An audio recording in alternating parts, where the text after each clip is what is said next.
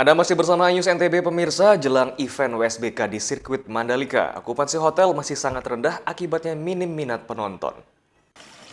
Okupansi hotel di Lombok Barat belum ada kenaikan yang signifikan jelang WSBK di sirkuit Mandalika pada 11 hingga 13 November mendatang. Hal ini diklaim karena kurangnya dukungan pemerintah. Salah satu pengelola hotel di Senggigi Lombok Barat mengatakan saat ini pemesanan kamar hotel untuk event WSBK masih rendah, kendati adanya pemesanan di luar jadwal WSBK. Padahal perhelatan event tersebut akan berlangsung sekitar 2 minggu lagi, namun okupansi hotel jelang WSBK ini relatif sangat minim berbanding terbalik dengan awal WSBK yang diselenggarakan tahun 2021 lalu. Jika dibandingkan dengan tahun lalu, pemesanan kamar hotel sudah mencapai 100% 3 bulan sebelum pelaksanaan event WSBK. Ramainya okupansi tahun lalu dinilai karena dukungan pemerintah, pihak pemerintah dan pengelola hotel juga tidak mengetahui secara pasti penyebab rendahnya okupansi hotel jelang WSBK.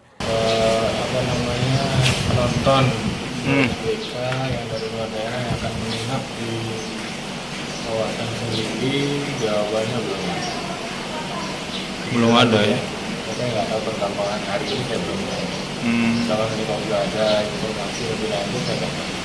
Atau segmen market yang lain yang cukup bisa mendongkrak atau memberikan kontribusi yang positif. Di mana di bulan November ini adalah bulannya emas. Di bulan November itu juga tingkat hunian akan lebih bagus dibanding dengan tahun lalu, apalagi ditunjang dengan adanya perhelatan internasional. Itu juga bisa menambah daya tarik tersendiri untuk wisatawan atau tamu-tamu lain untuk datang ke Nusa Tenggara Barat. Sementara terkait dengan harga kamar saat ini masih normal dan belum ada lonjakan yang signifikan. Bahkan harga kamar di Hotel Bintang 4 tersebut masih di bawah standar yang telah ditentukan dalam peraturan daerah. Dari Lombok Barat, Muzakir, iNews melaporkan. Pemirsa, gadis payung berpakaian Sasambo ditiadakan saat perhelatan WSBK karena waktu mepet untuk proses pengajuan ke Dorna. Sebelumnya, pemerintah NTB rencananya akan menghadirkan gadis payung berpakaian Sasambo saat pergelaran WSBK di sirkuit Mandalika 11-13 November mendatang. Korlap WSBK ditiadakan gadis payung berpakaian Sasambo setelah adanya konfirmasi dari pihak ITC karena proses pengajuan pihak Dorna cukup panjang dan rumit. Dari hasil komunikasi ya teman-teman ITDC MGPE dengan para rider atau Dorna, ya khusus untuk yang tahun ini, yang kemarin sempat kita informasikan ke teman-teman media, akan kita ada seleksi. Kenapa saya sampaikan seperti itu? Karena ada informasi dari manajemen MGPE atau ITDC. Nah, karena ada informasi terbaru untuk Umbrella Gear belum bisa untuk tahun ini. Ya mudah-mudahan nanti pada bulan Maret ya WSBK ketiga ya kan itu kan perlu ada waktu yang panjang, harus ada proposal masuk ke Dorna supaya dilihat dulu seperti apa. Sementara itu pemerintah akan menggantinya dengan sejumlah putri Indonesia NTB yang nantinya akan bertugas menyerahkan tropi di podium. Dari Mataram, Vinka Andini, iNews melaporkan.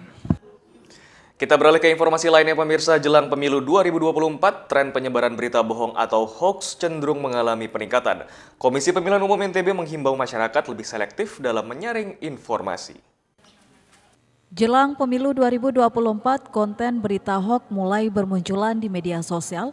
Ketua Divisi Sosdikli Parmas dan SDM KPU NTB, Agus Hilman, menyatakan maraknya konten berita bohong atau hoax di media sosial dinilai akan mengancam penyelenggaraan pemilu.